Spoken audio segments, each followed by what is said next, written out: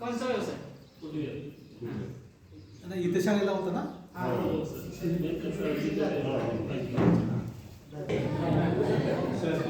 माझं नाव सुंदर शेख. पहिलीचे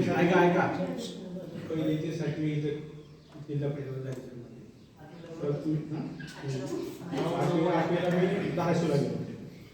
धाराशिवनंतर परत तिथं 10वी नंतर मी डिप्लोमा केला पॉलिटेक्निकचा. तिथं त्यानंतर परत 3 वर्ष इंजिनिअरिंग केली त्यानंतर. आणि इंजिनिअरिंग करून आत्तापर्यंत प्रायव्हेट कंपनीमध्ये जॉबला आहे. आता सध्या करंटली जिओमध्ये आहे.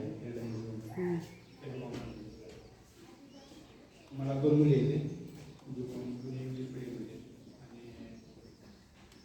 आणि विशेषचं नाव रेश्मा शेख, या मंडेसर गाव मामाची मोठी.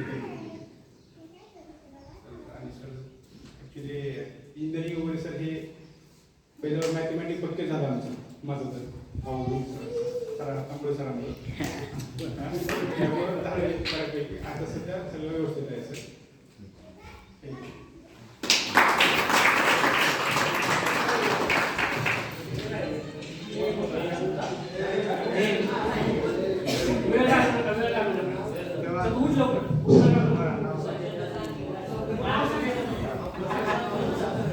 माझं नाव सत्यवान मारुती सुरवसे आणि पहिलीपासून इथं 10वी शिकलेलो आहे.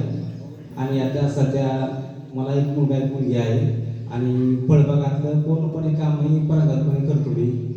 आणि त्या काळामध्ये सुरुवातीला आम्ही 5वीला ज्यावेळेस शिकलो त्यावेळेस तांबे सर आणि स्वामी सर हे आम्हाला प्रदत्त आले होते. आणि त्यानंतर क्षीरसागर मॅडम परत काल आल्या, परत बोरकर सर, चव्हाण सर आणि असं बराचसा स्टाफ होता. पण त्यामध्ये आता कसं बरेच दिवस माझ्या मनात एक इच्छा होती की आपण लहानपणी आपण ज्या काळामध्ये शिकत होतो त्या काळातले जे आठवणी आहेत आपल्याला, म्हणजे जीवनामध्ये ज्या घडामोडी घडल्या आहेत त्या आठवणीला पूर्णपणे एक उजाळा द्यावा अशी एक माझ्या मनामध्ये 2-3 वर्षापूर्वी एक इच्छा होती. पण कालांतरानं मुलांनी एक ग्रुप तयार केला आणि त्या ग्रुपच्या माध्यमातून आज सर्वजण इथे उपस्थित आहात.